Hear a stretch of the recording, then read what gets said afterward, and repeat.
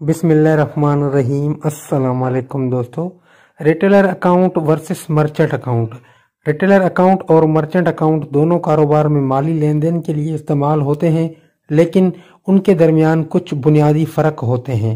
जैसा कि retailer account का इस्तेमाल का मकसद ये आम तौर पर छोटे कारोबार या दुकानों के लिए इस्तेमाल होता है जो ग्राहकों को बराह रास्त मसनूआत या खिदमात फराहम करते हैं।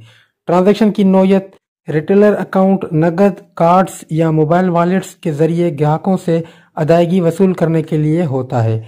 उसके अंदर फीचर्स कौन से होते हैं, जैसा आसान सेटअप, महदूद खिदमात जैसे सिर्फ अदायगी वसूल करना, अदायगी का अमल तेज होता है।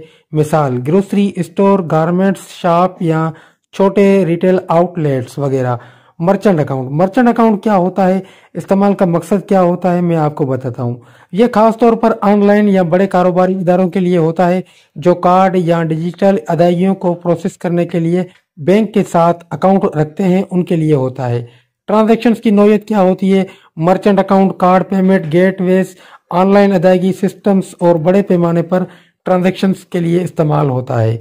उसके अंदर फीचर्स कौन से होते हैं, जैसा कि कार्ड नेटवर्क जैसा वीजा, मास्टर कार्ड और दीगर के साथ इंटीग्रेशन होती है।